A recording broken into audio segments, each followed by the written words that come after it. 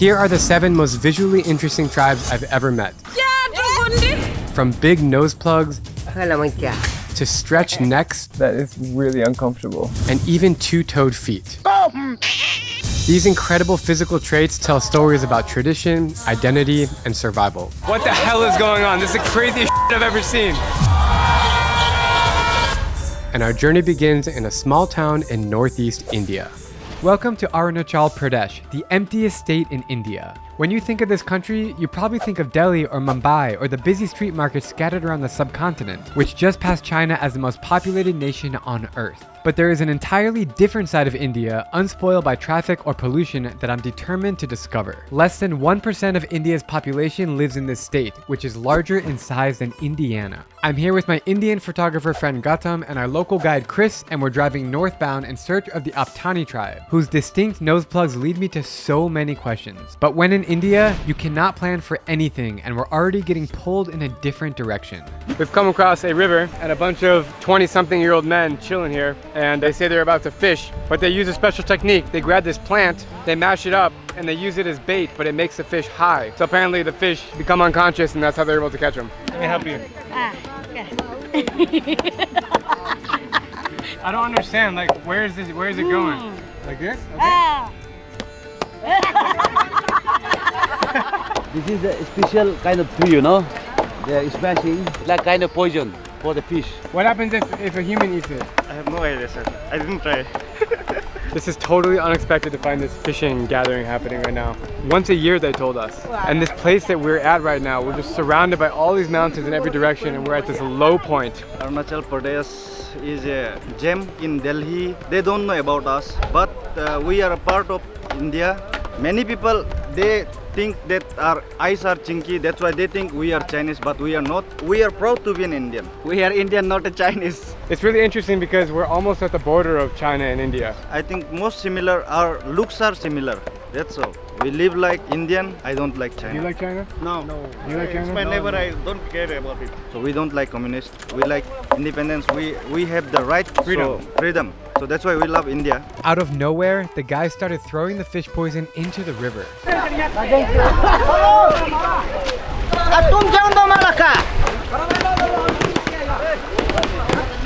After a few minutes, the fish are starting to slow down and act drunk.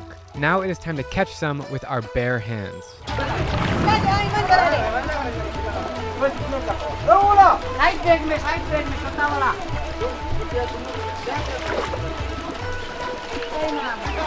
Cooking fish! You got one, bro? I think this is a species of trout. In local language, we call it muring. So is the fish drunk still? Now he's drunk, almost booze. So everybody catches like whatever they catch, they just take home to their family? Yes, every man for themselves. Yo, this guy in the red, he's not gonna go hungry for a while. He's a pro. This is insane. They're catching like big fish all in this one area of the river. Seems like a lot of people are gonna have dinner tonight. We decide to follow the fishermen over the hill, continuing our quest to find the Apatani woman. We are exploring more of Arunachal Pradesh, and I don't know, we found this like tiny little village. So we're walking in, see if we can meet someone. It's just so incredibly still out here and quiet. Still blows my mind that I'm in the busiest country in the world. Certainly not this region. Very good. How are you? Very good. You speak English? English too. Oh. How are you? Very good. What's your name? My name Trintala. Trintala? Ah. My name, Drew. Drew. So Chris is from a town that's 30 minutes away, and the language here is actually different. Every little village, they have their own dialect. It's so interesting. We are joint family. In the place here, most of you will see they will live in the joint family. Here we are live almost 35 families here, joint family. That's your grandma? The lady, the old Yes, lady? this is our grandma. How old is she? I think it's plus more than 100. I think so. When American people think about India, they don't think about Arunachal Pradesh. They don't think about the blazers. They only think about the big cities, but they didn't know about the like a forest region and a backward. They don't know. We're just talking to the grandson of this lady, and he was saying that they don't let her go out into the field because she has some mental thing going on and they don't want her to get lost. So she's all ready to go, she's excited, but then they're gonna stop her from going out. Wow. This little neighborhood opens up to this huge rice field. Wow. So cool how they build these little walkways, and around you is just like water, and they cultivate fish and rice together, which, as Chris told me, is like the only place in the world where you can see both fish and rice being made in the same field. I came here without even knowing much. I just knew that it would be a cool place, and just to be standing here, it's like worth every second of travel. We hit the road again to find the Noseplug tribe, but I'm still amazed by this natural beauty I just experienced. With so much serenity, it makes sense why India is so religious. Hinduism, the major faith, shapes the spiritual lives of about 1 billion people. Islam, on the other hand, arrived in the 7th century, and Christianity was recently introduced by colonialism. However, Buddhism, which was born in India, is practiced by less than 1% of the population today. We've entered the monastery here. You can hear the Buddhist monks chanting behind me.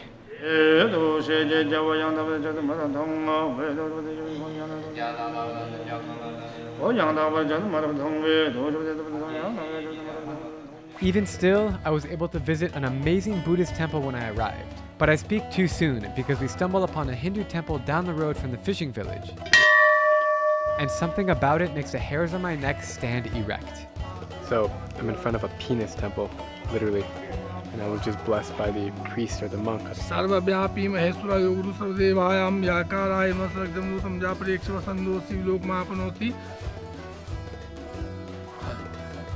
After the blessing, I'm told there's a shaman or a spiritual healer who wants to tell my fortune. This sounds like a great opportunity to gain some insight into whether or not finding the Apatani tribe is in our future.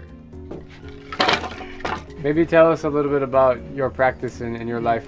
Yeah, I think he works with ghosts as well. I think they look just like him, the ghosts. Oh, are they around here now? I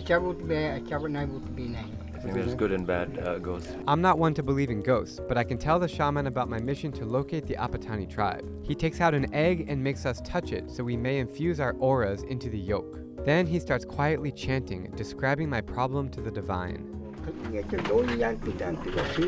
The spirit, he tells me, enters the egg, which he then boils and cracks open to read the message.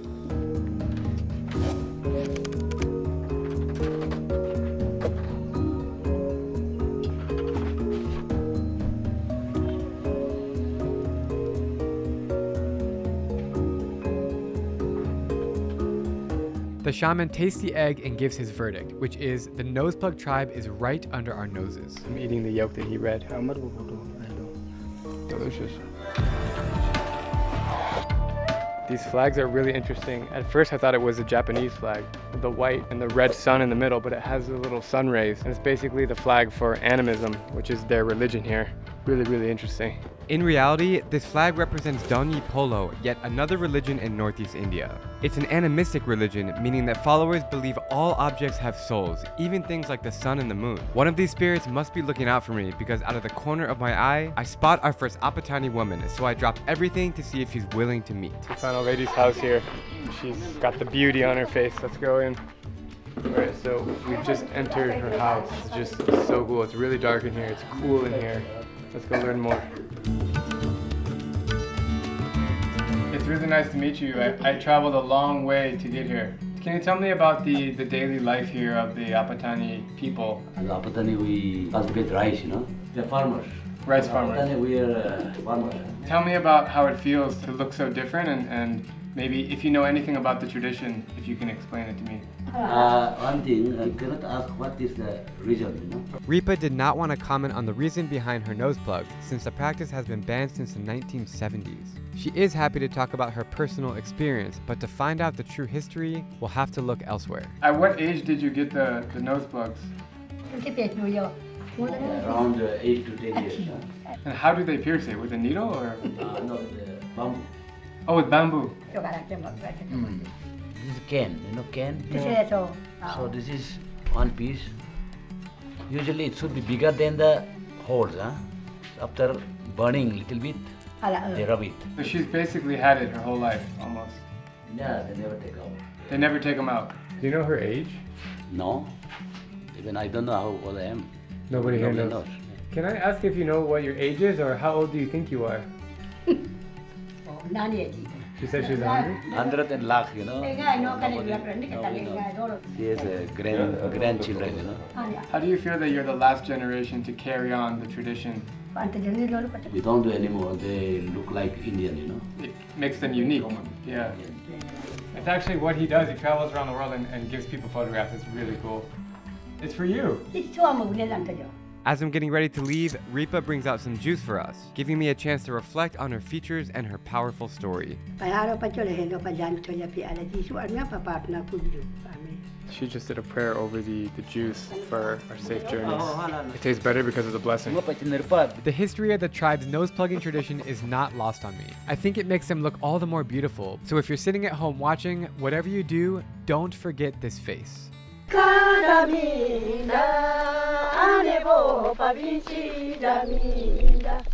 So the legend has it that they actually plug their nose because in the past they had men come and kidnap them. In order to be more unattractive, they would plug their nose. Over time, it just became a cultural identity and a thing of beauty, actually. It really carried on and thrived until 1975 when the Indian government banned the plugging of the nose. So she is really the last remaining generation to have these nose plugs. And as soon as these ladies pass, it'll be gone forever. She likes my beard. She keeps feeling it. Yeah. Red beard. Oh, she's letting me touch it. Wow. Wow. Amazing. Having a nice intimate moment here with these ladies. Bajau. All you gotta do is know one word in the local language and it garners a lot of happiness. I'm inside of an Apatani cemetery, which is really fascinating because when they die, they sacrifice a mutton and the whole family eats it, and then afterwards they bury them with these tall bamboo tower things and they put the skull of the mutton on top. That's gotta be the most unique cemetery in the world. It's just cool because like everything here is different than what you're used to back home or what you've ever seen in your life. It's just different. It's just another society and another way of life, and it's freaking beautiful. We're just wandering more in this neighborhood and we keep finding the lovely Apatani people. So they keep inviting us into their house and then just hanging out and having a conversation. It's pretty amazing. It's really cool to see how these houses are made. It's like bamboo, almost all bamboo, stitched together in such a way that you can build these like huge houses. We just found another house right here. She's drying the rice outside of her house. You can see her back, it's bent in like a 150-degree angle. The Apatani ladies are very hardworking. They're always outside, cultivating rice, making food, taking care of their families. Pretty inspiring to see and so surreal. She has the biggest nose plugs of anybody I've ever seen. And she's with her husband here, who is a shaman. Ma. And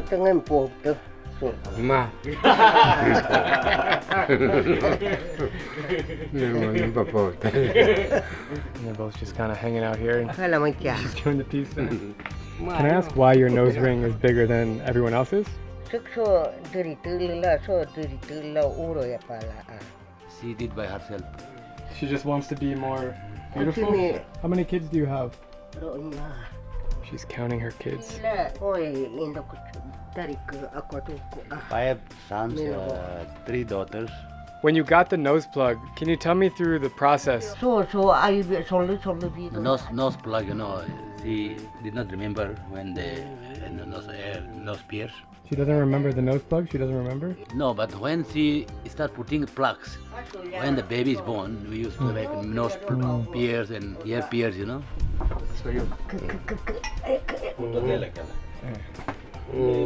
Bye-bye. We've been walking outside of his house and he keeps following us. He doesn't want to leave us, and likewise, I don't want to leave him. Bye-bye.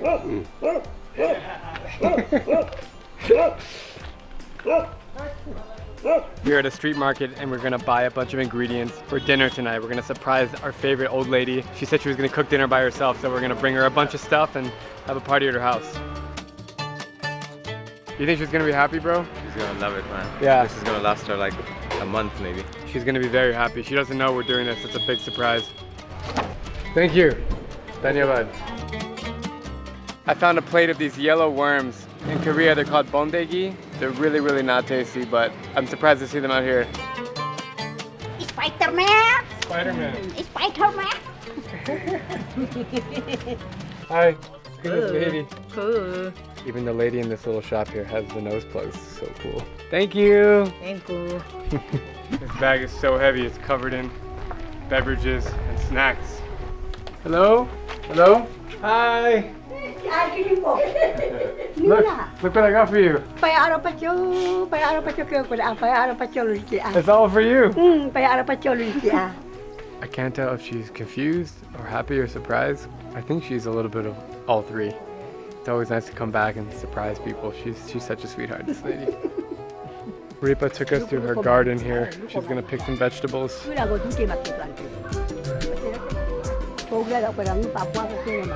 keep accidentally stepping on her vegetables, but she's also stepping on them, so I'm following her.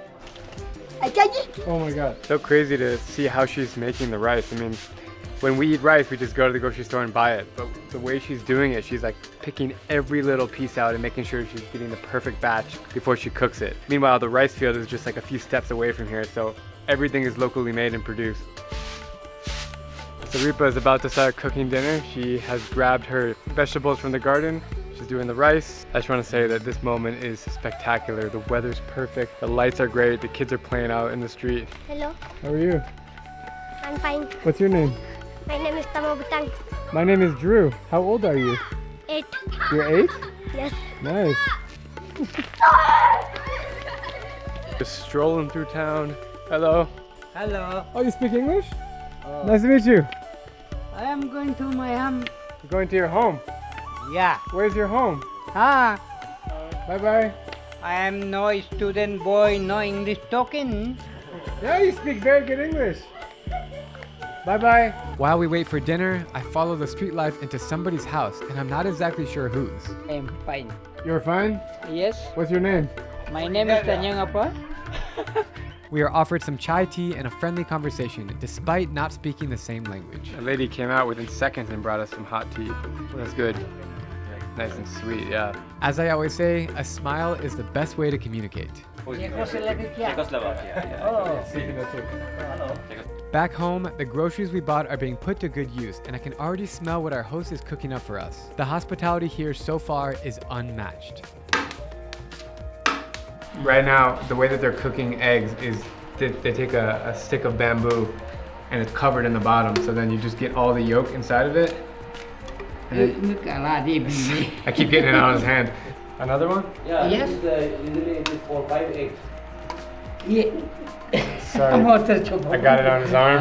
Yeah. Here? Ah, yeah. Okay. Alright. It's a chili pepper? Chili. Is it spicy? It looks intimidating. Just eat it. Oh my god, it's spicy. Dude. Holy crap, I don't think I can swallow it. It's too spicy, man. This is so cool just to be sitting here like at the table with these ladies. Oh, there's a worm. Yeah. From the edible, from the bamboo. We'll do a snake check again. Earlier, right when we arrived at her house, she was like, yeah, we saw a big venomous snake outside just hanging out. So I keep checking behind me if there's snakes. Thank you, shukriya. So this is fermented beer made from rice. Millet. Or rice. Cheers. Yeah, it's a really, really, really fermented. Like almost sour taste.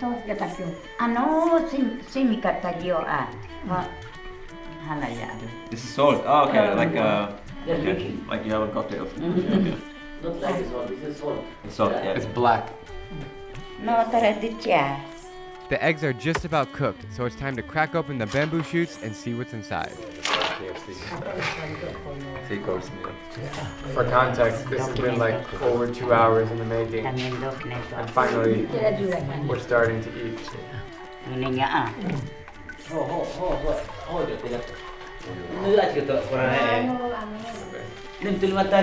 You veg? This is veg. So we have rice, we have steamed vegetables, and we have some kind of pork. Here's the bamboo egg. Very good. Honestly, it just tastes like eggs. I don't taste the bamboo flavor, do you? I don't care, but I'm just so hungry. I want to eat. Delicious. Good? Good. It is pretty good. Cheers. She said cheers back. I can't help but wonder what this meal must have looked like 100 years ago. While it's a good thing that Apatani women don't have to plug their noses anymore, it is our responsibility to honor their identity and pass down their stories for generations to come. Moving on to East Africa, I'm heading to a remote region that is known for the most extreme traditions. Look at her scars on her back. These tribes pierce their lips and scar their bodies as tradition, and they don't care what tourists think. They take out their tools. But how have these customs survived over centuries? And what can we learn from them? My mission over the next 3 days is to meet the lip plate tribe, see what other body modifications I can find, and attend a bull jumping ceremony, where one boy must pass the test to officially become a man. Our adventure begins in the city of Jinka as we gear up to trek the hazardous roads to the Omo Valley. Cold and rainy. All right, we're at a roadblock here because it's pouring rain outside and there's a sinkhole, which means we can't pass. We gotta go all the way back. My God, bro. What the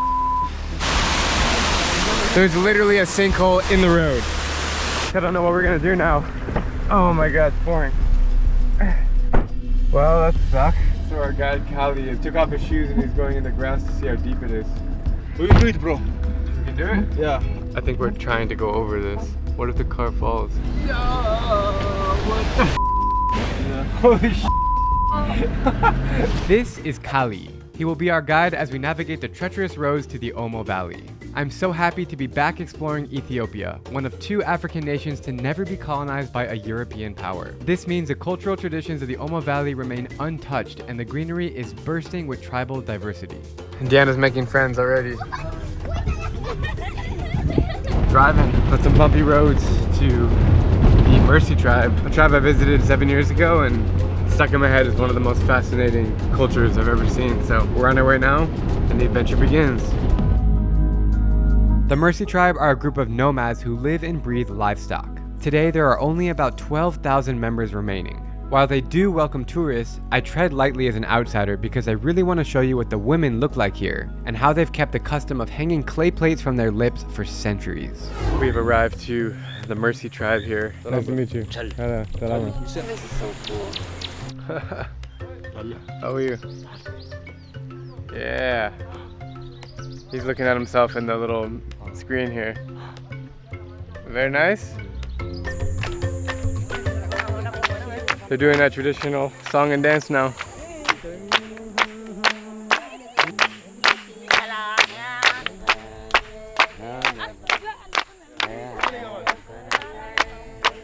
Tell me about the process of when you started putting the lip plate in. When she's starting, it's like very painful, and even she crying, you know, and it was like a lot of like bleeding. It was, you know. What is the reason why you pierce your lips? She said it's our tradition, our culture. For wedding, she need to do it, you know. Otherwise, she will not also get a good husband. How does it make you feel when you wear it? She feel like a proud. She feel like her tradition and culture, so she feel like a proud. She say. How do you feel when other people visit, like such as us? Actually, happy. She's very happy. Yeah. Actually.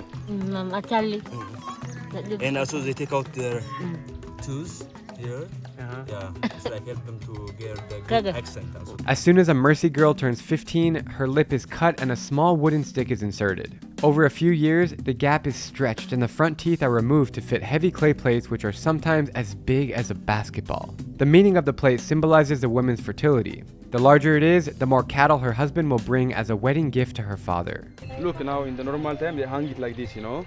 So when they have like the ceremony, something, they put the plate. So they can eat, they can drink, they can work their works. Like before they do from a wood, now they do from the plate. Clay. Yeah, clay. What kind of things make you happy? We like to have a lot of cattle and to have a lot of wives and to respect in the village, you know. It's cool to see the positive sides of tourism. It's bringing a lot of money into these people. They sell the clay lip plates, which is pretty cool, and we're gonna buy some right now. Man, that's pretty heavy. How much? $4. Okay, I'll buy this one. Well, obviously it's been rainy and muddy, so there's not a lot of activity happening around here, but it is pretty surreal to be here and see their home. And their homes are just little huts for sleeping, for cooking, and for shelter. Just interesting interactions with the Mursis. Like the lip plates are something that you'd never expect to see, and it's really cool that the traditions are still being carried out today. I'd be naive to tell this story without confronting the ethics of tribe tourism, because it's my duty to be transparent as a travel journalist. About 15 years ago, tourists started coming to the Omo Valley, and the meeting of cultures continues to cause disruptions to Mursi lifestyle. But don't get me wrong, Mursi people want tourism, as they openly explain. They can charge a lot of money for it. When you get money, your lifestyle be easier.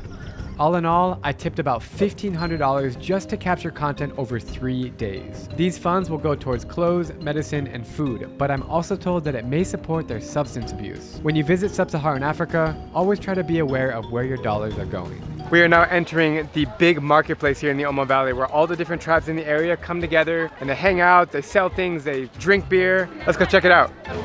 I just said I'm your local guy today. I met him in the Omo Valley 6 years ago, but he doesn't remember me, sadly. I'm here with Shelo from the Bena tribe, and he is taking me around the market here. I can't forget that face. I'm Shelo. Nice to meet you, Shelo. Your English got a little better, man. A lot of practice. Just in this market we have 3 tribes: Bena, Hammer, and Semite tribes. Look at now the hairstyle. She's not married. She's married and they are not married. This is a goat skin. That's meaning like for them like a ring. When we are married, we use the ring on our finger. That's meaning for them. This is the shelf of the coffee. People that drink all of Omo Valley, they drink the shelf of the coffee like a tea. What do you think of this market? It's amazing. Is it like what you thought it would be? It's so cool because they come from different tribes, so it's so cool seeing them come together. And they always smile at your camera. Not really. Like we almost got hit by 2 people. What Diana explained is actually true. Some people like the camera and they smile, and some people don't. We make sure to give tips to everyone, $4 to $5 just for a photo or a video. So we're just trying to enjoy. Like, this lady's happy, she's smiling. Yeah. Okay. Holy that was a chicken? She just whipped out a chicken and like the wings of the bird hit my hand. These shoes are made from car tires. Basically take the tire, they shred it up, and then durable, lasts forever. But these things are really cool. They're masks, they're chairs, they're clay sculptures. What I love about the tribes here is that they're hustlers. They're creative, they make things, they have stuff that they sell. We're actually gonna buy a piece right now for our house and ship it. Hopefully we can get it home from Addis Ababa. $100? Yeah. Yeah, let's do it. So I think it's worth $100. You think so? yeah, it is. This is wild. We found a bar here. That's the sign for the local beer? Yeah, for local beer. And we get inside. In his her. Oh, she has a chicken in there? Bring chicken for sale, you know? These helmets that the Bena women are wearing actually double down as bowls for eating and drinking beer. They make the local beer. It's called farso, and they make from maize, sorghum, by fermenting, you know? And it's a beer they use for both purposes, like a food and alcohol. And it tastes really bad. Very sour. They take water from here, from the river. That water cannot be clean. Yeah. Water they put in them, they boil here. They boil here.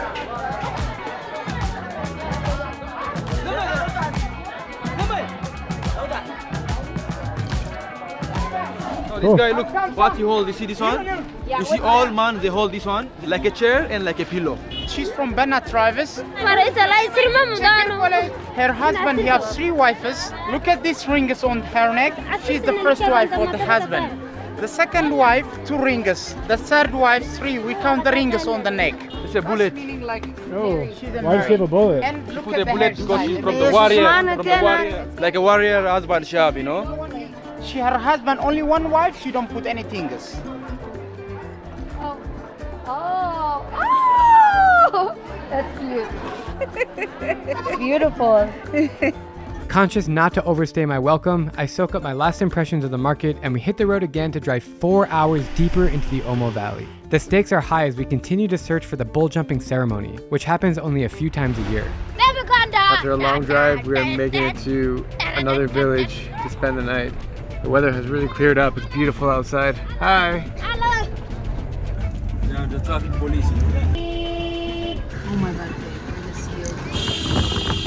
Holy crap. I'm just here enjoying my banana to thousands of cows on the road. We've made it to a beautiful place, Hammer Tribe, near the border of Kenya and South Sudan. You can see goats behind me, you can see the cows starting to come in, the people are out and about, the sun is setting, just an absolutely beautiful moment out here. Hi. The Hammer Tribe has about 60,000 members remaining, and they're known for their beautiful hairstyles, colorful beads, and scarification of their bodies. Is it real? Yeah, real with a razor. This scar, it takes to heal like many days to heal. They are nomads who live in small huts with their cattle, similar to the lifestyle of the Mandari tribe that I showed you just over the border in South Sudan. Their entire economy, diet, and social status relies on cows. It's that important for many things, like, who sell them and get money and to survive, buy a lot of different things. Tell me about the life here. When we wake up early morning, the first thing we do is a coffee ceremony. We have like frying and we bless the children and for everyone we pray. Then we go with the cattle to the... Oh, what time does that happen? Around 6. I think we're sleeping here, so if I come back at 6 a.m., I can see the coffee ceremony together. Yeah. Awesome. All right, the sun is just about to set. We're gonna head to our guest house, which is just down the street from here, and be back early morning for the coffee ceremony that the guy was telling me about. And just taking in the beautiful, incredible Omo Valley. One of those moments I'm just having just to be grateful for everything. Grateful for the life that I live, grateful to be able to travel, and especially grateful to have the opportunity to document stories like this and put it on social media and have it be seen by millions of people around the world. It's incredible. Signing off for tonight, me and the chickens and the lovely kids here. Hello. Hello. Hello. And we'll see you in the morning. Good night. I just woke up to that sound. Can you hear that? They're chanting. And yes, these are the amazing huts that we slept in last night. This is Eco Lodge. Fantastic. I can't wait to go see what's going on. This morning is not just any morning, because I woke up to the great news that there is a bull jumping ceremony tonight, but it's at the other end of the Omo Valley. I can already sense a crazy energy in the air. But first, coffee. This is such a cool moment. It is 6 in the morning. I'm in a hut with the Hammer Tribe. They're drinking coffee, we're hanging out, I'm sitting on these tiny chairs. What a moment this is. It's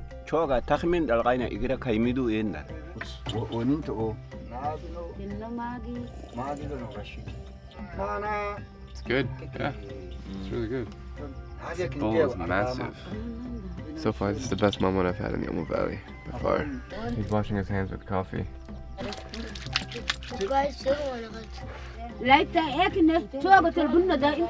Kali, Diana, and myself are heading 3 hours inland to find the place where the bull jumping takes place. We just arrived in a village. They have a very special ceremony going on.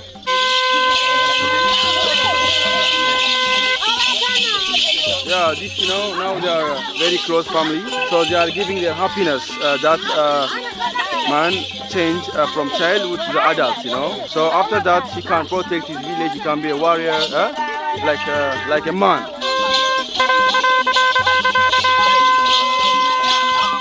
As we are quickly finding out, the bull jumping ceremony is way more than just jumping over bulls. After the women finish their singing and dancing, we head into the village together where we are offered all the beer that we can drink. We are inside the little hut, which is where all the beer is stored. All beer, local beer. Yeah, it's called farso. This one, they mix with hot water and serve. Whoa, that's the beer? Yeah, that's that one. Sorghum. Then look, they do this one mixed with hot water. Oh, how long do they take to brew that? Months. Yeah. I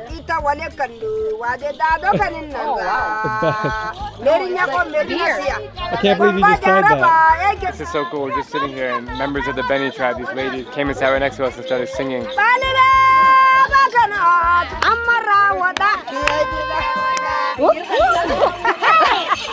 More and more people are filling in for the big celebration. Pretty cool to witness this.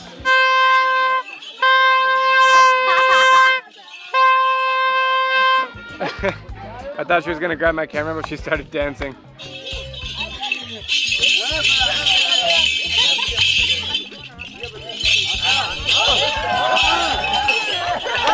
They love you here. These ladies behind us are cooking food for everybody at the ceremony.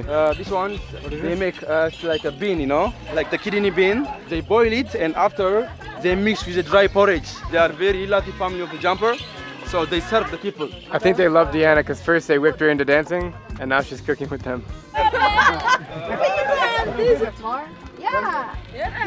Little does Deanna know that the food she is cooking is very much an acquired taste.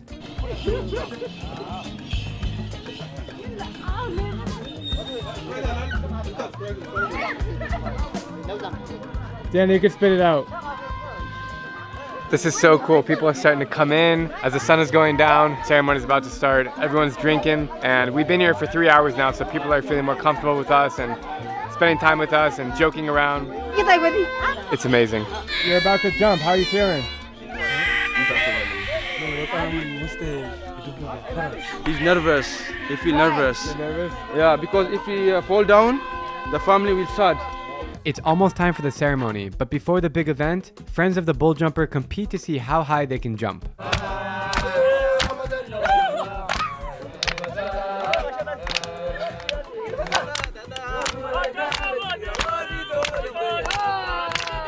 Film the guy because he has a different moves. Everyone's like tribal, and then he was just like, catch him. It is kind of funny. Now the ladies are gonna get whipped to show their love for the jumper. Who's the whipper? Who's the whipper?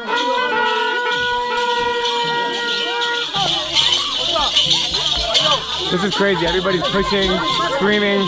They're grabbing me. Look at her scars on her back.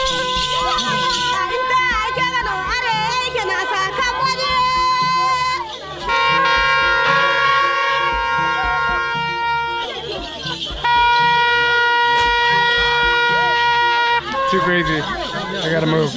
Yeah. Jesus. As intense as this scene gets, remember that every woman here gave consent to being whipped to pay respect to the bull jumper. It's a tradition that has existed here for a very long time, but not as long as this voodoo ritual, which is about to bring good luck to the contestant.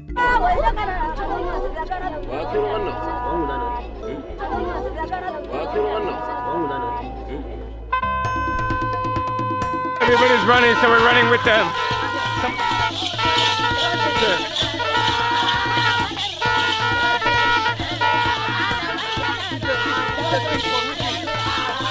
The jump is about to happen right now. Everybody's running. Oh my God. I almost stepped on a gun. Probably a good idea not to step on that, right?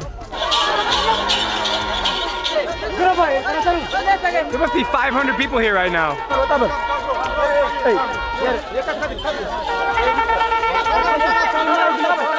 What the hell is going on? This is the craziest shit I've ever seen. Alright, okay.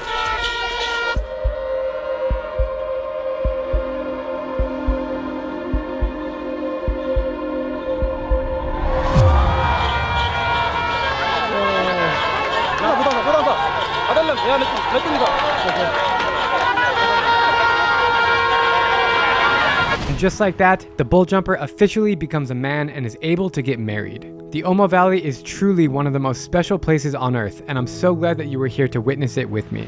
Next, I'm on my way to southern Africa to meet up with a tribe who has the world's rarest genetic trait. I heard about this tribe in Zimbabwe whose members have only 2 toes. There is little information online about their identity because they are living in a conflict zone. I want to find out their true story, spread awareness about their struggles, and learn what life would be like with this shocking condition. It is 5 a.m. I'm looking at a beautiful sunrise over Lake Kariba on the border of Zambia and Zimbabwe, and our driver has just arrived. Nice to meet you. How are you doing? How you doing, bro? The journey to reach the Vadoma tribe is going to take 15 hours on long dirt roads with several checkpoints. Our goal is the Kayemba district, right on the tri-country border with Zambia, Mozambique, and Zimbabwe. The road is not in the best of conditions, but we'll make it today. Not tomorrow, but today. Well, it's 7:34 in the morning, so we have the whole day. Despite years of conflict and political turmoil, Zimbabwe's nature remains their greatest treasure. The bumpy road leads us through a national park called Manapools, where the wildlife is abundant. Oh my God! Our first sighting. Oh, look, he's yawning. I got the yawn. I saw the yawn. Out of nowhere, we're just driving and an elephant popped out. Look at this. He's so cute. He's a baby. Wow. Yeah, that's a teenager. We just almost hit a tortoise in the road. one of the small 5, that's a leopard tortoise. We're going to release it safely. So he would have been killed in a second. He would have been killed in a second. As you can see, the roads are empty. There is nobody around here, and I mean nobody. Tsetse fly. Yeah, we are, if our car breaks down right now, we're totally screwed.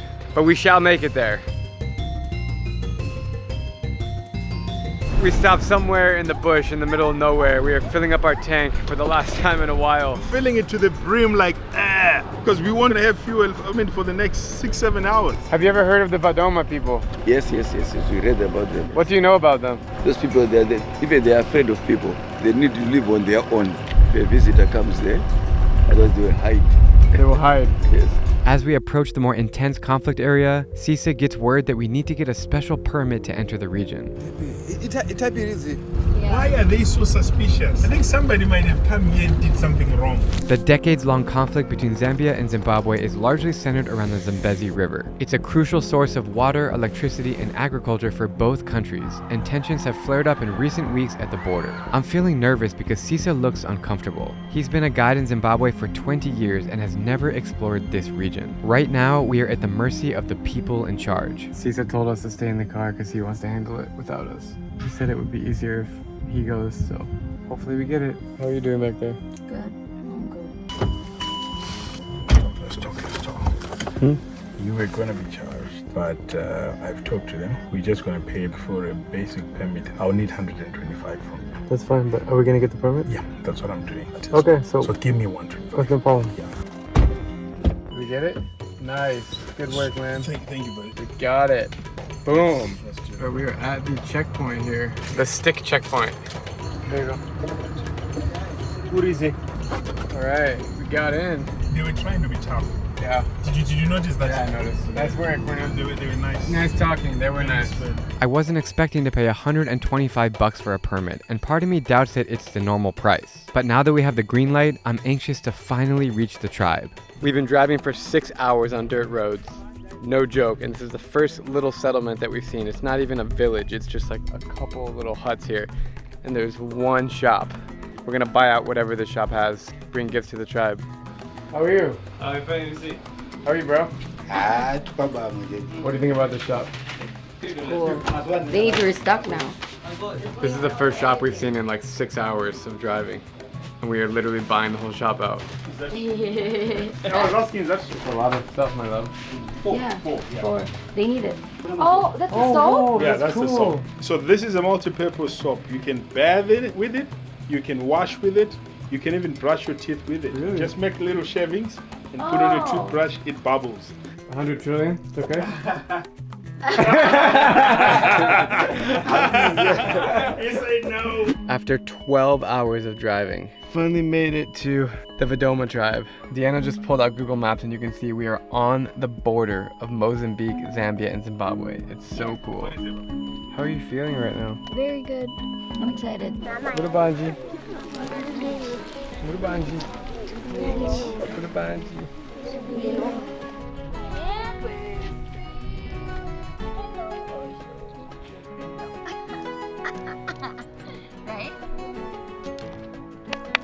Wow. We are giving rice flour, cooking oil to them. We are distributing it to the people here and all kinds of cooking oil, sugar, rice, flour. We're going to be spending a few hours with them just hanging out and appreciating the life up here. Speaking of, look at this massive baobab tree that I'm standing under. So incredible. According to Vadoma mythology, their ancestors emerged from a baobab tree, these strange-looking things that originate in sub-Saharan Africa. The Vadoma share a rare genetic condition which results in the absence of the middle toes and a cleft where they would be. This condition affects about 1 in 4 children within the community, and it leads to feet that appear to have 2 large toes, resembling a lobster's claw. This condition is thought to be so prevalent due to the community's long history of isolation and intermarriage. The Vadoma are still considered one of the few remaining hunter-gatherer tribes in Zimbabwe, living in relative seclusion and maintaining their traditions. I think with merging with different cultures and different people of normal toes, the genetic makeshift of the normal toes is taking over and they are losing the original two toes that they had in the past because it's getting diluted. Tell me what it's like to live with two toes. What are the challenges? What's the lifestyle like?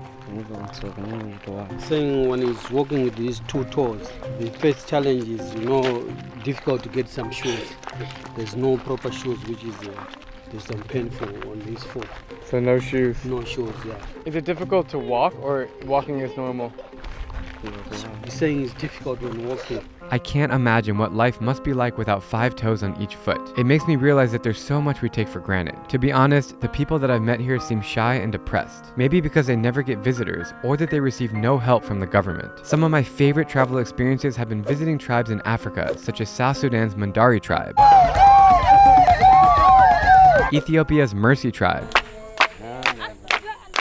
and the DR Congo's Pygmy tribe. So incredible, a celebration of life and just happiness. All of these tribes welcome outsiders and are eager to share their culture, but I can already tell that the Vadoma tribe is different. He made this guitar out of a plastic water bottle, a piece of wood, and a shoelace. So cool.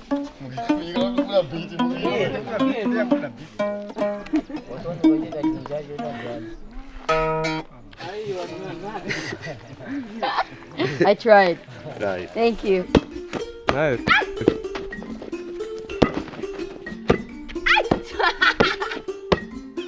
Whoa. It's a pretty surreal experience to finally be out here. Like, look at this beautiful nature, these people around here. Crazy to think that I was in Arizona like 3 days ago. Man. It's been a very long 20-hour day and we need to find a place to sleep, but there are no hotels around here. We made our way back into Kayemba and stumbled across the only restaurant in this tiny town. We found this little shop and this lady's cooking us dinner of wild chickens and garlic soup. All I know is that I am starving from driving all day, like on dirt roads. Like I feel like I got hit by a train. I'm just so exhausted. So I'm really pumped for this meal. This is what a local meal looks like. We got ugali with soup on top of it and wild chicken. So good. So hearty, so fresh, so flavorful. It's crunchy. It's really tough and really flavorful. Good evening, guys. Good evening. Yeah. How are you, sir? Suddenly, 2 policemen arrived in a sketchy truck and started making accusations. I realized the only way to get out of this would be to pay them off to leave us alone. It's pretty wild how easily things can turn south when traveling in a conflict zone. They know we're here because we got the permit, so they communicated with them. But they just coming to double check that. Did they want to search our bags? Their main reason why they came here is to check if we don't have any firearms. When we were eating dinner, we met the guy, and he invited us to sleep at his house here. And I thought we were going to be sleeping on the floor somewhere, but he offered his treehouse thing right here, above ground. My crib. Some guinea fowl up here. Look, at least for eating, right? Hello, Mr. Guinea Fowl. How are you? It's not a treehouse. It's just like a house that's way high up to protect from animals and the rains. I can walk straight under this. It's like at least 6 feet tall. So cool. What do you think of it? I love it. All right, we got our mosquito net here. Got our bed. We just showered in wet wipes. You can see the wet wipes here. They're pretty much covered in dirt. This is the glamorous life. Right, babe? Right. All right, we slept really good. It was really hot at the beginning and then it got cool. And then the sound of the roosters woke us up at 5 a.m. What do you think about the experience? It's so good. We're having a nice local meal here with the Vadoma people in Zimbabwe. In Africa, before we eat, we clap our hands like this. We clap hands to God, we clap hands to the one who prepared. Yes, please. What makes you happy in life?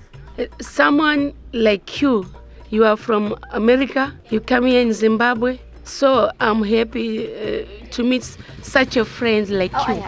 Over there. This bread and butter combo is very good.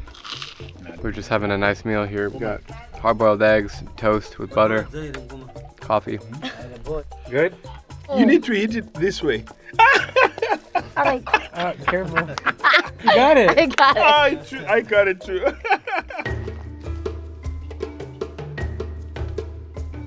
He literally just got up there in like 3 seconds. What's your name? My name is Christoph. How old are you, bro?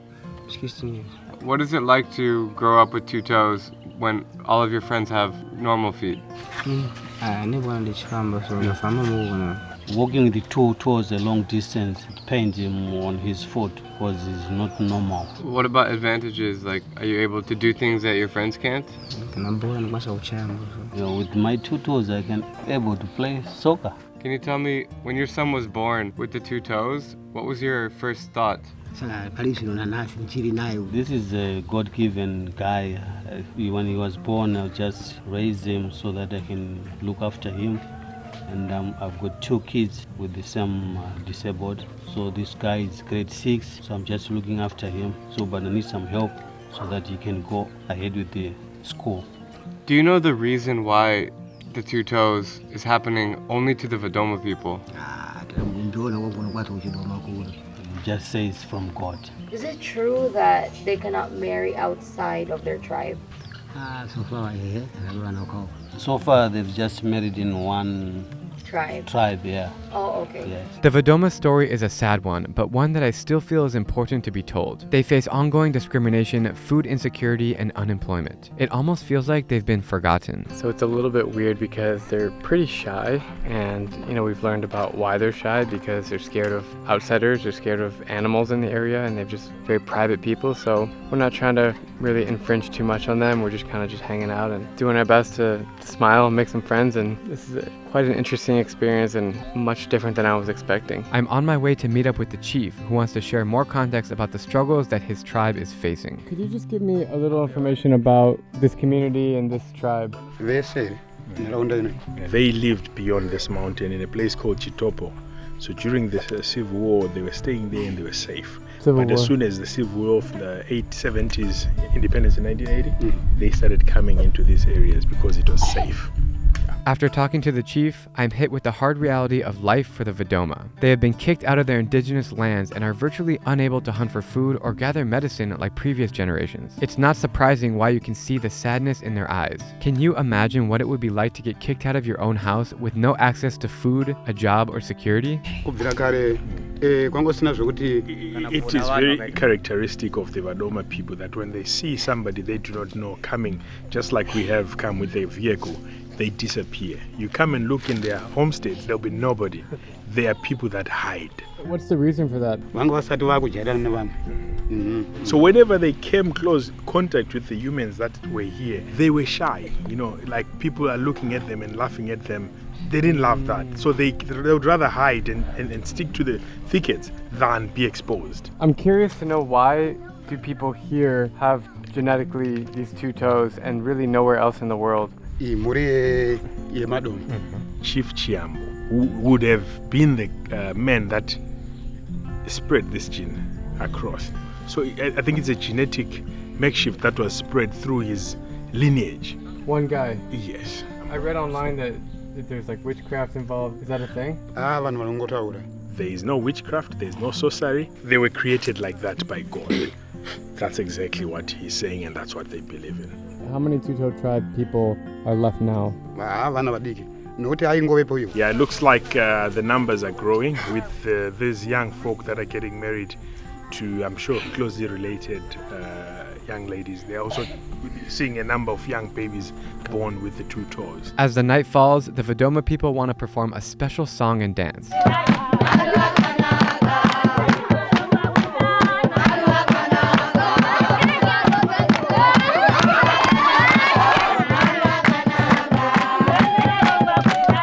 While we are starting to see more smiles, this experience changes the way I think about tribes in Africa. This trip reminds me that some groups struggle more than others to adapt to a changing world. I hope that the Vadoma people are given more attention and opportunities so that they can lift themselves out of poverty and be free of violence in the region. Our journey continues into a desert where people use the earth itself to protect and transform their hair and skin. Welcome to Angola, one of Africa's most remote countries. I'm here to meet the Himba, a tribe that has survived for centuries in the desert heat, completely untouched by modern life. Few outsiders ever make it this far, and even fewer are invited to truly understand their way of life. My mission is to learn how the Himba have held onto their identity and to find out what their ancient wisdom can teach us about connection, belonging, and what it truly means to be human. But before we arrive, I want to support the Himba by picking up some supplies. How about some corn flour? Wow, that's Thai white rice. That came a long way. What's that for? For cooking, like frying stuff. Never good to show up empty-handed.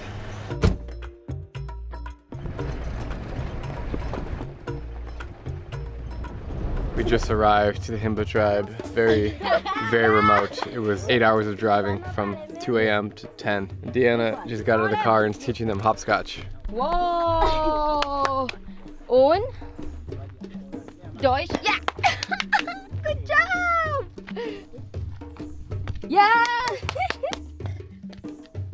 Oh, okay. Yeah! Oh! Sorry. Boa tarde. Boa tarde. They're covered head to toe in the clay. This is my esposa. Yeah, like. What? Boa tarde. Yeah, me. Yeah. I learned from them, so learn from me. So their village is made up of this circle. It's about the size of a football field in every direction. In the middle of it, right there, is where the cows go. But when you walk, you're stepping on cow poop. I mean, this whole floor, I mean, everything that you're stepping on is cow dung. But while it might sound gross to you, consider that cow dung is actually used to build their houses. As you can see, the material is cow dung. It dries up and it becomes an excellent shelter. It protects you from the sun, the rain, and it keeps a roof over your heads. This is inside the home here. It's actually quite cool in here. And they just hang stuff up high, sleep on the floor here. Bowls, cups. They stuff stuff in every corner here. You can find things. Got a little place for a fireplace here. It's hard to believe that we are so far away from any cities. It's an 8-hour drive to Lubango, which is the nearest city, which is actually quite a town.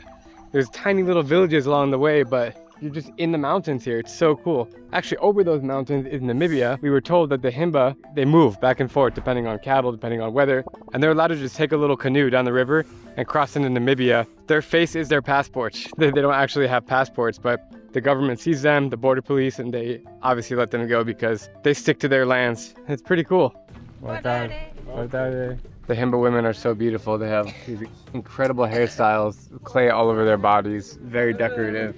This is pretty cool. The Himba have one of the most distinctive looks on earth. Their skin and hair are covered in a red paste called otize, which is made from butterfat and clay. But it's not just for beauty. It protects them from the brutal sun and keeps their skin healthy in the desert heat. The red color also connects them to the earth and their ancestors. Women style their hair into thick braids that show their age and status. Young girls wear 2 braids in front, and married women wear a leather crown called an arembe. Every detail tells a story about who they are and the life they've preserved for centuries.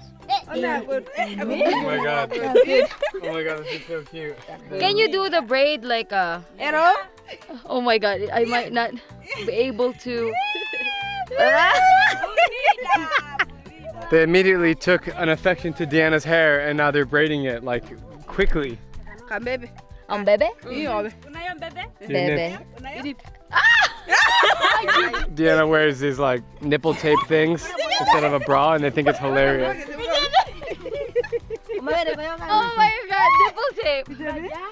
Yeah. I was wondering how the boys cut their hair and it turns out this kid has a little knife and he just takes water and puts it on the hair and then he cuts it perfectly. Look at this. When you talk about tradition, this might be one of the coolest ones of any culture in the world. The hairstyle, it's how you're seen 24/7 and it's literally been carried down for thousands of years the same way. We could be living in the 21st century, we could be living in the 7th century. This is what it's been like.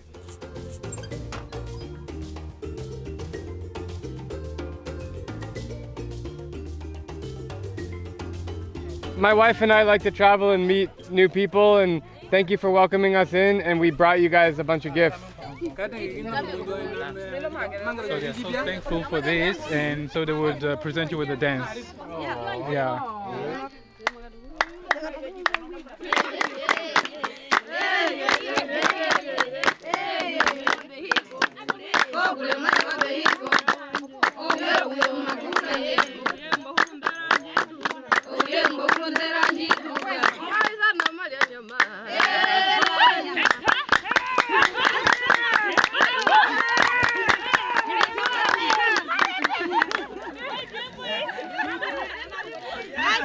So the cornstarch that we brought over, they've already started cooking it, making it ugali or fufu or whatever you call it in different parts of Africa. But it's basically either cassava or corn mixed with water. It's very simple. They eat it alongside pretty much any meat. Oh my God, I've never even thought about how itchy that would be.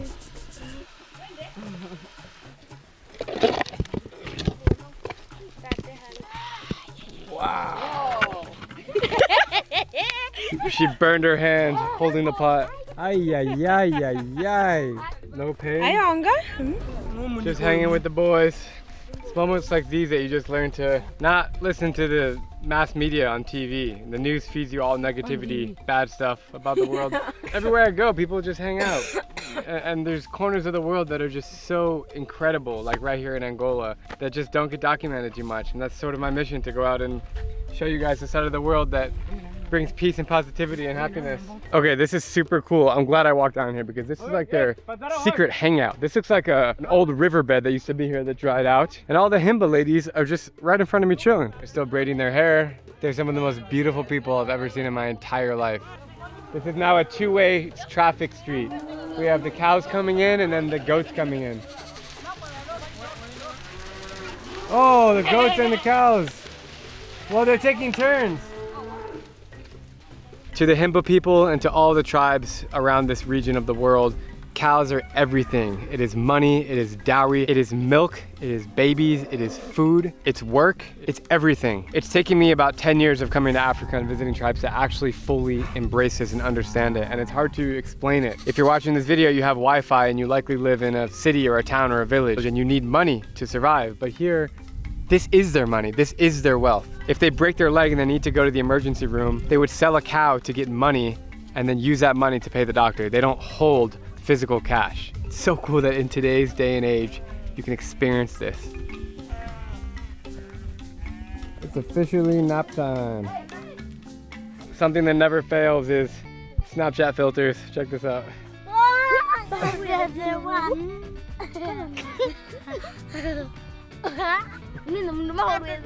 The other ladies want to try.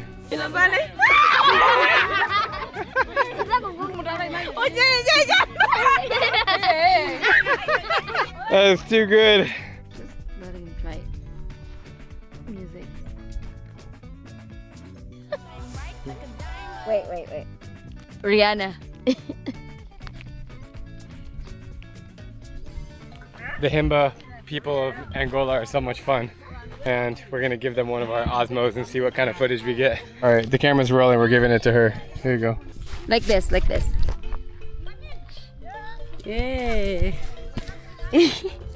Lagi yeah. Angkat dulu, me jangan aku. Yeah, like that. Oh, this is so cool. Like that. Yeah. And yeah, we're vlogging. It's so fun.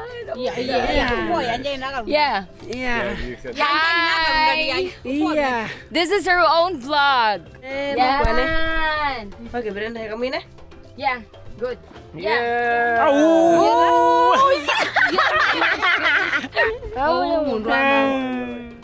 They told me they're walking to the well here. There's a well. I'm following them. Yoo-hoo! Whoa, this is the well. This is cool. Aha! Aha! So they take a bucket and they go all the way down. Okay. Very manual labor here, and they pick it up and then they put it on this log. It's an incredibly cool well. There's another well here, fresh water, and all the goats are coming in, and this is how they give the goats water. Wow. Time to feed the goats.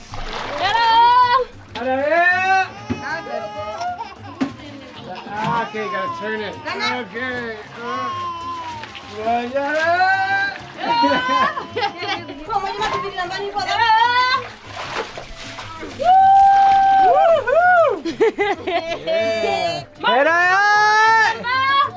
Woo!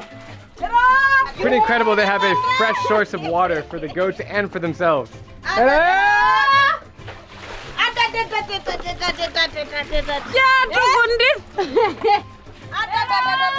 The next activity they're doing is mixing the sour milk. It's unclear if it's goat or cow, but they spent a long time mixing it. She's been doing this for like 30 minutes, so you know it's gonna be mixed pretty nicely, and they're gonna enjoy it.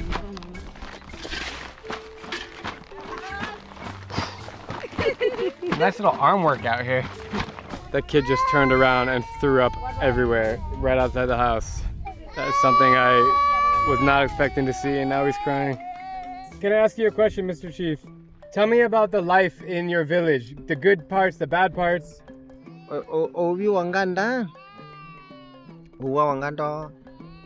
It's good when you have your cattle, like for example this boy here, if he sells one of it and then he takes the money for drinking and stuff, bad stuff, so that's a bad thing. Yeah. Does that happen all the time?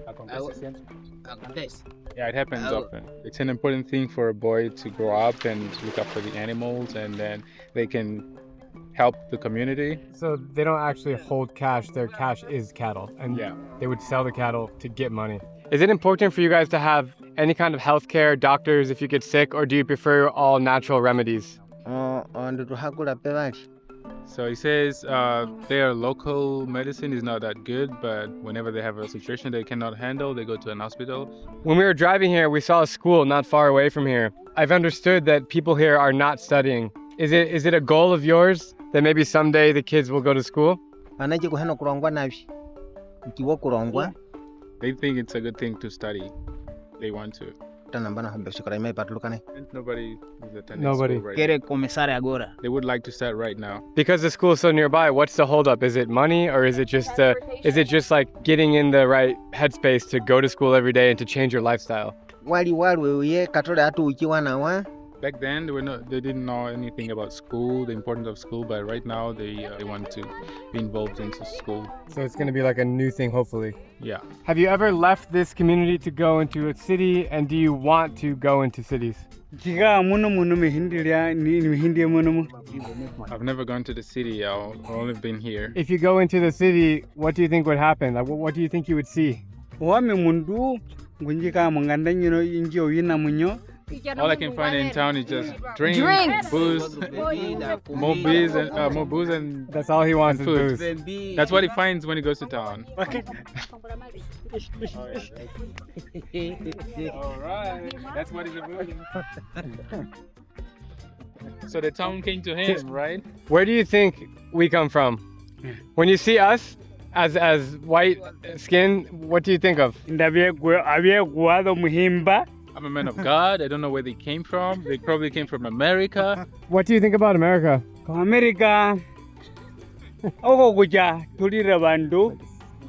Yeah. I would like America to rise up and be the greatest. You know, just think about how great America is or will be. He wants America to be such a... But he thinks it's a small place, he said. Yeah, he thinks it's a piece of land. Yeah. If you could say one message to everybody in the world, all the countries in the world, including America, what would you tell them?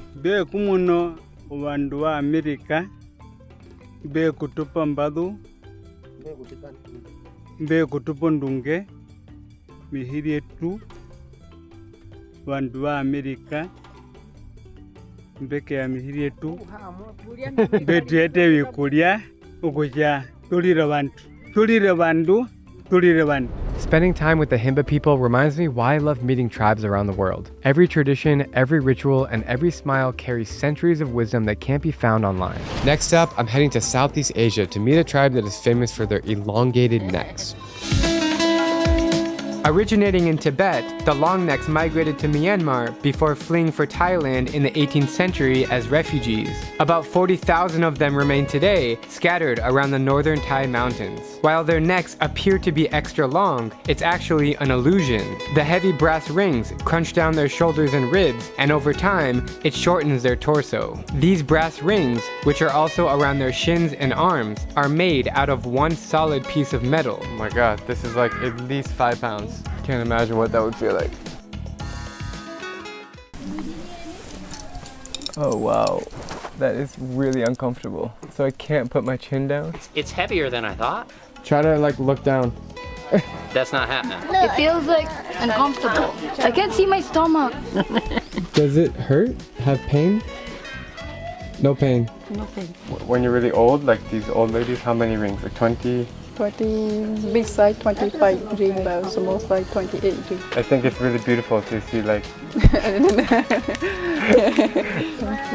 The long neck women are best known to be expert weavers and wood carvers, while the men are noted for their environmentally friendly farming practices. In the early days of the long necks, the practice of the brass rings was started not just for beauty, but also to protect them against tiger bites. The tiger bite from the neck. Right, and so the ring. So they wear it to protect from a tiger bite. But in other cases, they use it for fashion and for beauty, and also because their village leader prefers it. Next, I'm heading deeper into India to find a tribe whose devotion to God is tattooed all over their body. Here in the Indian state of Chhattisgarh, a mysterious tribe worships the Hindu god Ram, which is a name printed on their skin, their clothes, and what they chant all day long. I'm traveling with my Indian friend Gautam, and we arrived in the middle of the night into the hands of a chaotic driver. We just left the airport, off into the unknown. We went from airport to rural road in about 10 minutes. Quick update, our driver is driving like an absolute animal, like speeding over these speed bumps. We're flying out here in the back seat. I also don't think he knows like exactly where we're going. He's driving against the traffic, man. He's driving into like freeway incoming traffic, and we almost just had a head-on collision if he would have kept going. It's all part of the adventure. We just pulled over on the side of the road here. Something I've been noticing out the window is that none of the signs are in English, and all over India you find English signs. But we are out here in the Wild Wild West. Yo, look at his car. Your life's going up in his car.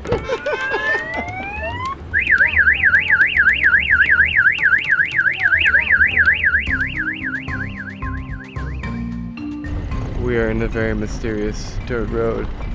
I was out hard, man. Well, we made it.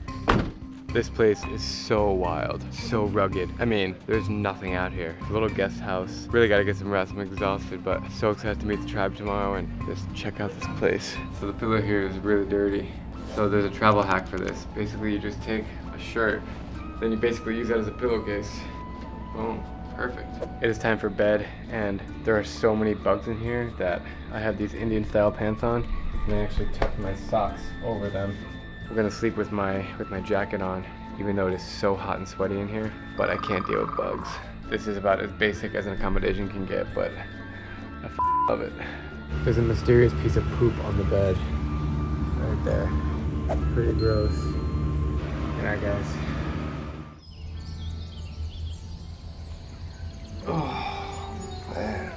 Only got a few bug bites, not too bad. At some point the AC turned off and it became extremely hot in here. It's a really still morning out here and their Ram tattoos are shining bright. I'm just amazed by their warm smiles and hospitality, and I just got word that there's a beautiful lake a few steps away. First thing they do in the morning is take a bath in the nearby lake. So basically they walk here, they soak themselves up. This society all started because of one man. In the 1890s, a farmer named Parasuram was the first to tattoo Ram on his forehead. He did this as an act of defiance after being denied entry into a temple because he was in the lower class. Even today, upper-class Hindus who use different names for God struggle to understand this tribe, which has only a few thousand members left. These days, less and less descendants are taking their tattoos to the extreme. Before we enter the house, we have to make an offering to these guys, and then we enter. And then they start the prayers, the bhajan. So give the offering, tell them our name, and why we're here. Yeah, exactly, yeah. And Ram Ram. Ram Ram. Yeah. Dam dam dam dam dam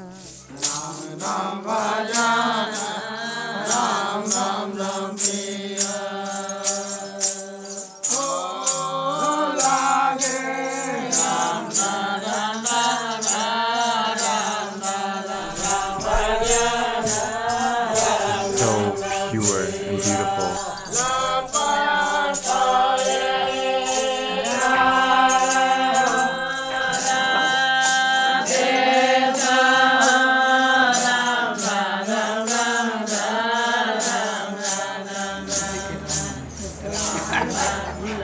Ram Ram, Ram Ram, Ram Ram. Can I ask you, like, at what age did you start getting the tattoos? She said she had the first ones on her hand when she was 15, and then the rest of it on her face and body when she was 32. Oh, I'm 32. So when you were my age, you had all of the face done at once? In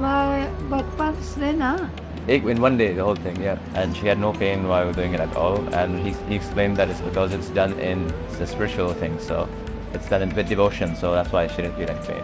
I got this, in the Philippines, I got this tattoo, like the same method, but this was really painful. Ram Ram. Ram Ram.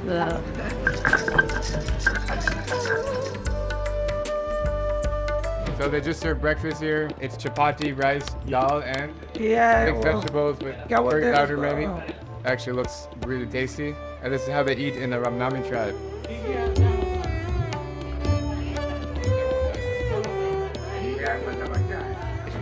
Good? USA? Bombay? They have such like a calming look. Yeah. Just very gentle people. Him, right? His Yeah, eyes are just very like friendly and gentle. very friendly and warm. Crazy to think that a few days ago we were in the Zero Valley with the Apatani tribe, and we're in the same country right now, sitting next to a completely different group of people. Nothing about this experience is similar to the other one. I did thumbs up and he understood it as drinking alcohol.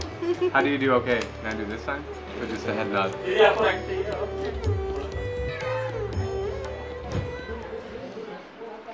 This guy just ate so much food and now he's just passed out, just enjoying life. Ram Ram. Ram Ram. Ram Ram. Ram Ram. All you really have to know is two words, Ram Ram. Really one word. It means hello, goodbye, how are you, thank you. It's all the above. Ram Ram. Ram Ram. Ram Ram. Ram Ram. Ram Ram. The dedication that they have for one God and to really idolize him and respect him. Ram Ram. Ram Ram. Ram Ram. Ram Ram. Ram Ram. Ram Ram. This man is the last guy to have his full body tattooed from head to toe, even his ears, every single part of his body, the top of his head. There have been many more in the past, even with tongue tats, but they've all passed away. So this guy right here is the last one standing that is fully tatted. It's refreshing to see the Ramnamis not on their phones, just hanging out, sitting down, having a chat, having a chai. It's like the world that we live in is so globalized and everyone's on their phones 24/7, but here, just sitting and laughing and enjoying conversation. Do you have a Ram tattoo? Yes, I have a small one. Only a small one? Yes. Why not the face one? The young generation people is going for the job or anything, the government job, services, anything. So not doing the all body tattoos or all face tattoos. Is just taking the small one tattoos. How many people have the face tat here? 20, 30.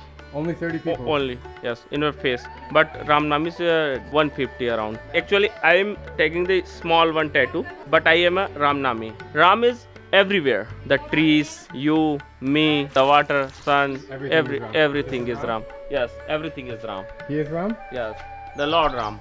You're Ram. Yes. My name is Ram. Yes, the Ram is living with her. Because the Ramnamis are purists and they don't eat any animals. We see the animals just wandering around. Cows just coming up here, drinking water outside the village. We stumbled upon a Ramnami cemetery here. I can't read Hindi, but I can read enough to know that it says the same thing, which is Ram Ram, Ram Ram. This is the Ramnami's grave. The one person in there? This is the lady. Lady. Yes. Ram Ram. Ram Ram. Ram Ram. Ram Ram. Ram Ram. Ram Ram. Ram Ram. It's never been so easy to communicate with anyone before. You just say Ram Ram. Ram Ram. And they repeat it back, and you're in a mutual understanding.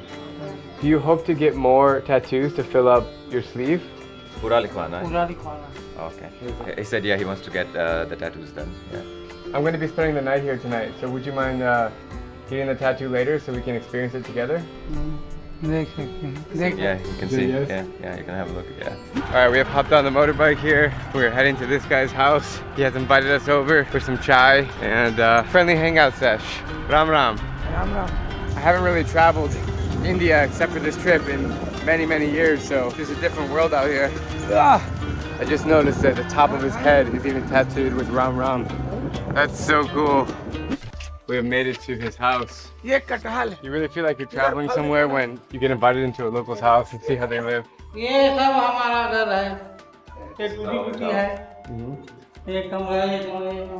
One room there where he sleeps.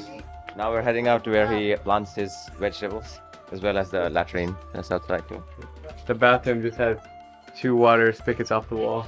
Outdoor bathroom, gotta love it. People pay big money for outdoor bathrooms these days. He has a very large stick and he's getting mangoes down from this tree.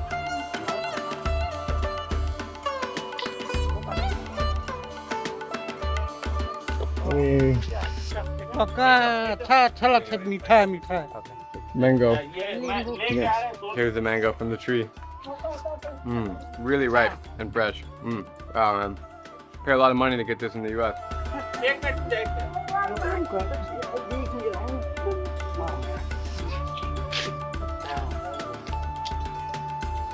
I've never seen this fruit before, but they just got it down from the tree. Interesting. Can you tell me a little bit about your religion? He's saying a lot of it is to do with like bhajans and the songs that you heard yesterday and the prayer. Can you talk about when you got your tattoos? What was the experience like? He was happy. It was nice. Yeah. When you were younger, what was your job, or how did you spend your time here in the village? Farming. Usual rice and. You have any kids? 2 sons and 1 daughter. Are they here in the house? I really want to pick the son's brain because I know there's a generational disconnect that is central to this community. So how come you don't have any tattoos? Hey? He has one. He has one, yeah. So the younger generation, they just here, just to show the dedication. Did you ever feel pressure to get the tattoos on your face, or you just didn't want to do it? No, no one pressure. No pressure. No, it's their choice. What do you think about your dad? He's got the face tats. I mean, is it something that you're proud of, or is something that you wish you had, or? He's happy. I mean, he's saying it's his choice and he's done it. Do you also pray and do the same rituals as much as him, or are you more rebellious? बाकी सब same करते हैं, or prayer or bhajan or सब वो भी करते हैं. Everything else follows the Ramnami tradition, yeah, including the prayers and everything else. If you could say one message to everybody in the world, what would you tell them? He wants to tell the world about Ram and that they should pray, and he wishes they understood about Ram as well. Pitambar invites us to watch him get more tattoos to cover his whole body. The ritual kicks off with the great pilgrimage across the village to the temple, where they will then make offerings to Ram before giving tattoos.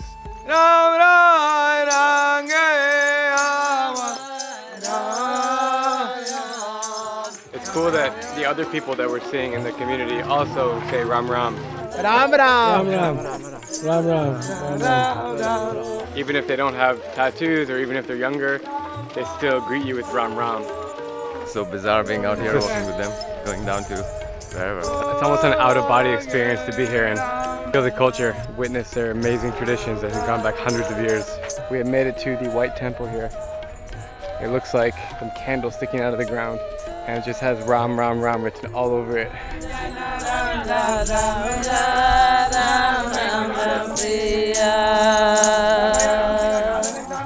So right now they've all gathered and they're sitting at the temple, and they're doing a ceremony. They're gonna give some tattoos.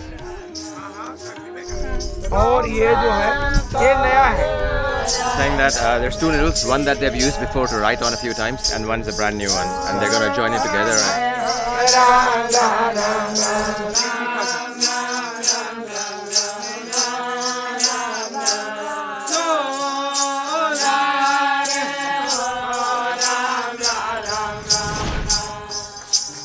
The chanting is working. We are all feeling the energy of Ram. My new friend is moments away from imprinting himself with what he believes is the most sacred name in the universe. Ram Ram Jata. The tattooing is basically they draw it with the charcoal mixed with water. Then they just take this fine needle and he just pushes it little by little into his skin. This kind of hand-poke tattooing is extremely painful. I cannot imagine getting tattooed under so much pressure, with everyone chanting God's name as it is carved out of skin and blood.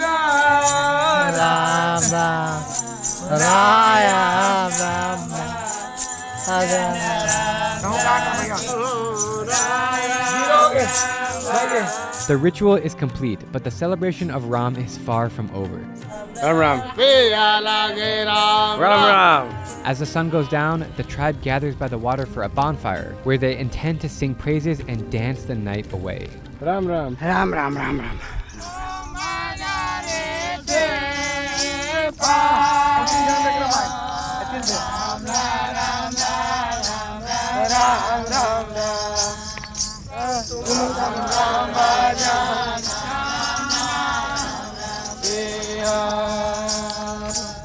I've met dozens of tribes around the world, from Suriname to South Sudan, but I've never witnessed a group of people who are so committed to their god that they tattoo his name all over their body. Finally, I'm heading to the Philippines to meet people who have the most unique super skills. Somewhere in the Philippines, there is a remote island called Tawi-Tawi that is known as the most dangerous place in the country due to terrorism and civil unrest. What do you think about Tawi-Tawi? There are many Muslim people there. It's very scary because it's Mindano's dangerous. Do you think it's safe? Not so sure. But it's also where you can find the Bajau tribe, one of the original settlers in the Philippines who are incredible free divers that can hold their breath for up to 13 minutes while spearfishing. Nice catch, man. I am heading to Tawi-Tawi right now to discover the island, meet the Bajaus, and learn about their unique way of life. Welcome to Tawi-Tawi. Thanks, bro. This is the Philippines. We are all the way down here. I mean, this is Malaysia. This is Borneo Island.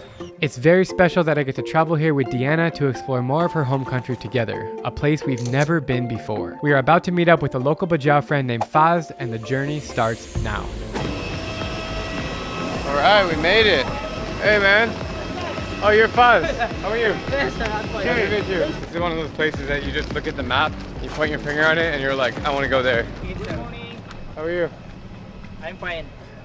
Are you foreign national? I came from I'm American. American. You can log into my office. All of you then. It's never a good sign when the immigration police want to take you inside of their office. So far, my visit to the Philippines' most dangerous island is off to a nerve-wracking start. Why are they taking a picture of my passport? Only time I've ever done that in my entire life. We just got interrogated by the police and then they wanted selfies with us. I guess it's because so little tourists come here that they need to know what we're doing.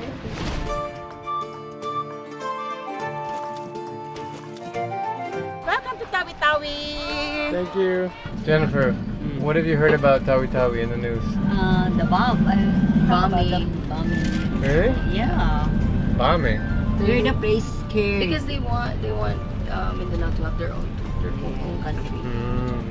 This is our friend Jennifer's first time in Mindanao, which is the southern region of the Philippines. And me and Deanna have only been here once to Siargao, but that's like a tourist island, so that doesn't really count. So this is like the first time in real Mindanao.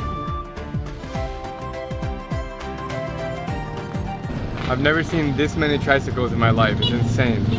Like 80% of the vehicles are tricycles. These streets are crazy. I mean, there's a lot going on.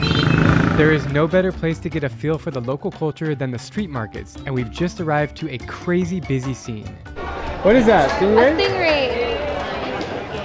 It smells very, very bad in here, as you might imagine. I'm still trying to wrap my head around what's going on because we just arrived. What's your name? My name is Fatima. What is it like to live here? Thank you. Bye-bye. Okay. Bye-bye. Everyone's looking at me like they've never seen a tourist before. He just caught all this fish and now he's gonna go sell it in the market. Pretty cool, man. What do you think about this place? I don't know. Just crazy. Crazy? Yeah. So right now we are buying cassava for the Bajaus because it's their favorite. They eat it alongside fish, right? Yeah. And how long will it last them? For a week. This is one of those places that you visit and it takes a bit to like feel it out and let it sink in because it's just so different than anywhere else, you know? Ooh, mango steam. 170. Thank you, sir. Salamat po. Oh, thank you then. We just sat down at this little cafe slash restaurant and it's all Bajaus. Look at this. This food, you don't have to pay all of this. You just pick one and whatever you eat, you just pay for it. Every food is 5 pesos? Yes, all 5 pesos.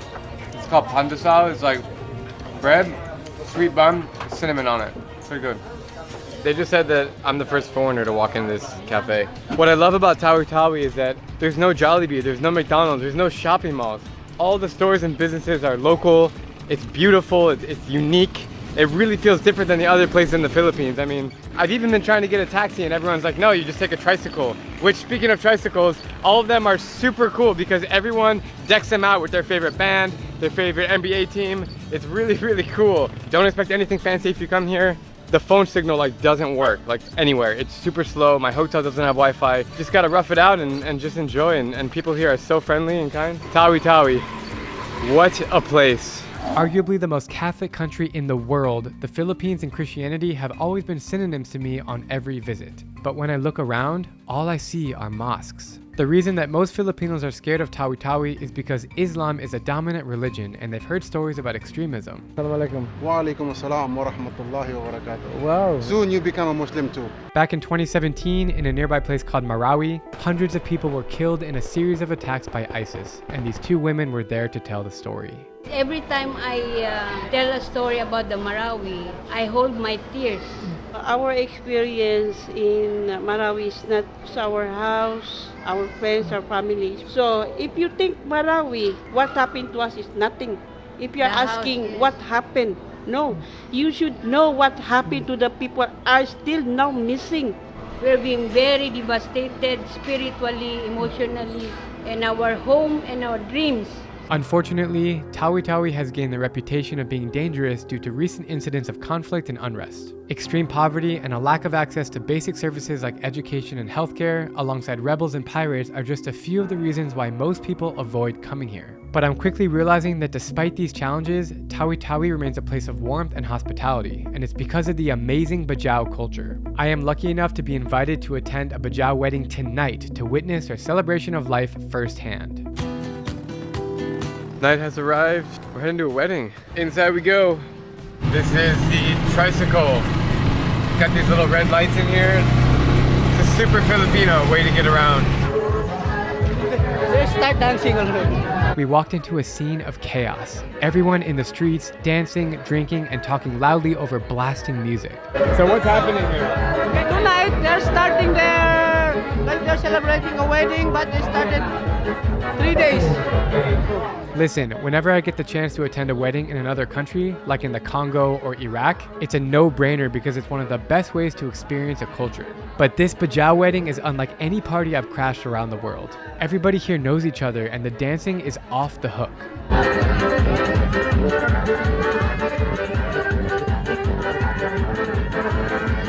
I have no clue what's going on right now. It's really tribal how they're dancing behind me with their hands in the sky and like, I don't know, they're doing this really interesting thing that I've never seen before. It's really cool. Almost like an Iranian dance. This is how they entertain themselves by doing that pangalay thing. That's all.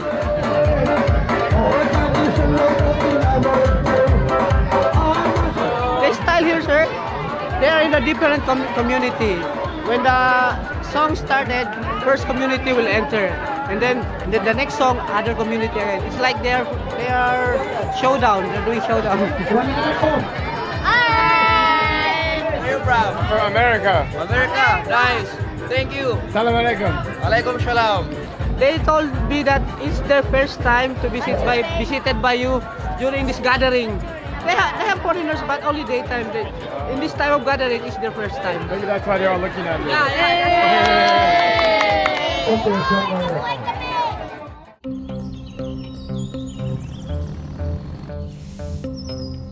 Deanna and I are awake extra early at the crack of dawn, like everybody else who lives here, and we are getting ready to join the Bajaus on their most important daily ritual. We are walking into a community here that's built on tree branches. All the houses are built on tree branches. We're actually walking across a bridge that's not very sturdy.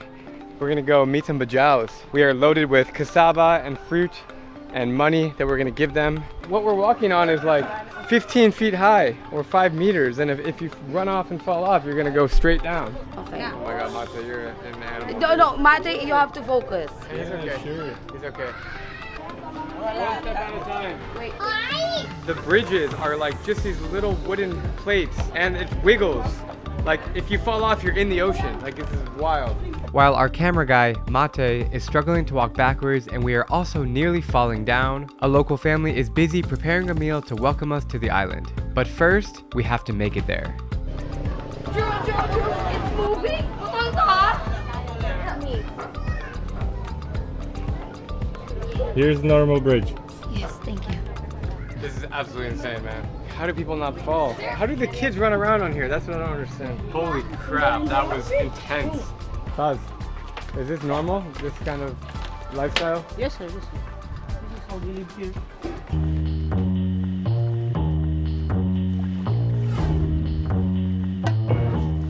This is the house right here, and it's over water. I mean, absolutely wild. Look at the walkway to get to the house right here. Very narrow. This is a shop right here, just in the community. This is chili, this is sugar, this is soy sauce. This is a coffee. Oh, coffee, sorry. Coffee. Oh my god. Big fish. Whoa, big fish? Yes. Tuna? Tuna. Who caught them? You?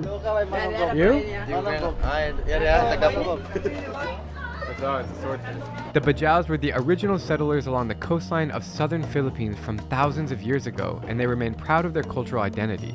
They speak their own language, have very unique physical features, and practice their own traditions that you can only find right here. Often referred to as the Sea Gypsies, this nomadic community uses their freediving skills to hold their breath for up to 13 minutes. They've developed this amazing talent over the years from genetic mutations resulting from their extreme environment and dependence on fish.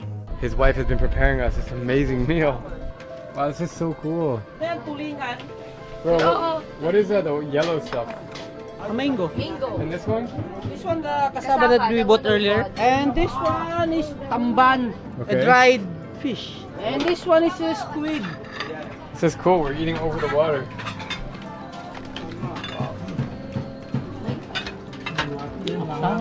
This is what you call a local meal in Tawi Tawi. The soy sauce comes in a little bag. How do you open it with your teeth? Have you ever had a visitor before in your house? It's the first time. And how do you feel that we're here? They said that you're good, kind. You too. What is it like to live here? It's okay, sir, but this place always prone to Sea surge, like a wave, like a big wave. Oh, so what happens if... That's the problem. You gotta go to the evacuation center there. And then rebuild. Yes. What is Bajau culture? So the culture is that they live for tomorrow. They don't think about like what's gonna happen like in 5-6 days from now. So at night they would sleep and repeat the next day. So it's the same exact routine every single day. Yeah. They will sell the fish, the bigger fish, and then they will buy the smaller fish or the sardines for their food. So they're all fishermen? Yeah. After they fish and they caught like ample amount of fish, they're gonna bring it to their wives, and then their wives would sell it in the market. And then the wives, after they've sold everything, they're gonna buy firewood, they're gonna buy a bait, they're gonna buy things that they need for the next day. In Manila, I asked people on the street that I'm going to Tawi Tawi, and they all told me that it's dangerous. Here, as long as you don't make any problems with other people, just go with the flow, do your thing, do your job. So it's safe. Stay away from it. Is it dangerous for little kids to live here? Because if they step, then they're gonna fall down. As long as they can see their children playing beside them, it's safe. Because when pag nahulog daw, they will just jump into the water and pick their kids. That's what they... You live here and it's so separated from the rest of the country. It's so different here. So do you feel Filipino, or do you feel like this is its own community here? Yes, sir. They also belong here in the Philippines. That's great. I'm happy to hear that. Salamat. Lahat. Salamat.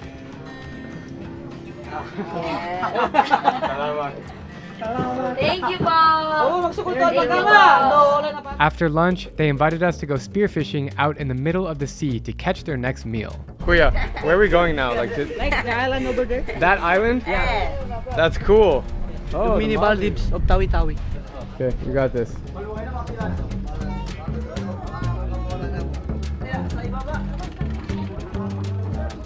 I did it.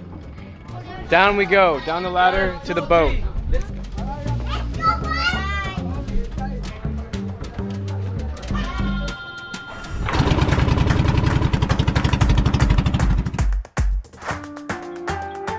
It's a little nerve-wracking to be on this boat because we have no life jackets, and if a storm comes in, then safety becomes a serious concern. We're getting drenched by water.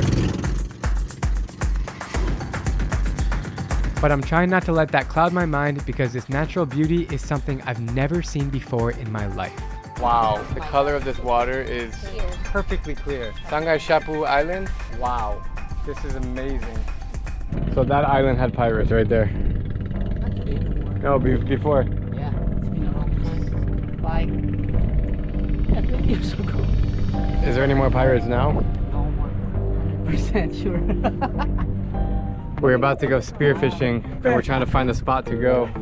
This is the spear that they use. It looks like a gun. There's a trigger like a gun. And look at the top here. And that is very, very sharp. And just shoots it right into the fish and there's dinner. Right away, the guy dived into the water and within seconds he caught a massive eel. Now that is impressive. I'm just sitting here droning and this dude comes up with an eel. Yo, nice catch, man. That's awesome. Woo! All right. Dude, that is so cool. It's time to go in the water and catch some fish. Can you load it? I won't point it to anyone. Yeah, it's loaded. Okay. So, this is loaded. So all I do is I press this. That's it. Press the trigger. All right, I can do it. Okay, hold it. Please don't point it at me, bro. I'm not trying to die out here. This water temperature is literally perfect. I haven't felt freedom like this in a long time, and the sea is so colorful and vibrant.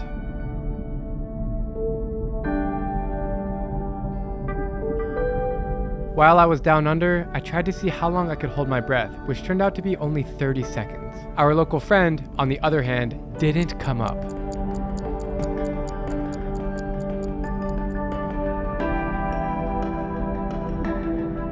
This guy stayed underwater for so long that I had to come up several times to catch my breath. And every time I dove back under to look, he was still there like it was nothing.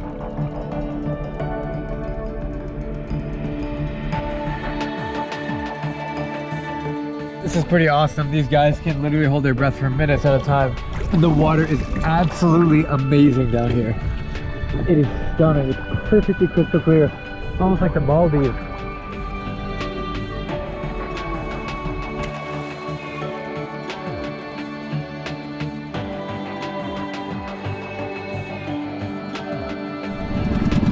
I am exhausted, man.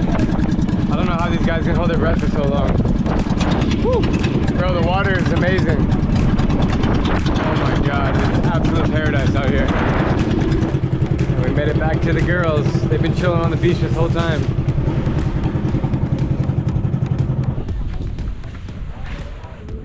Babe?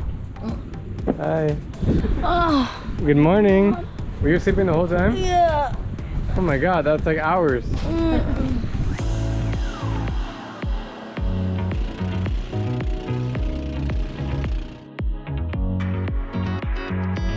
Oh my god, I can't hear anything. I know. Getting back on land was honestly our biggest challenge yet. One slip of the toe and we could cut ourselves with the sharp wood. Honestly, I am impressed that the Bajaus do this every single day. They are true warriors. Okay? Go, Drew! Okay. This is so not safe.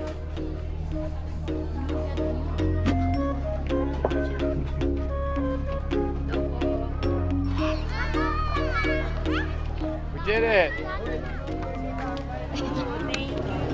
Thank you, Paul.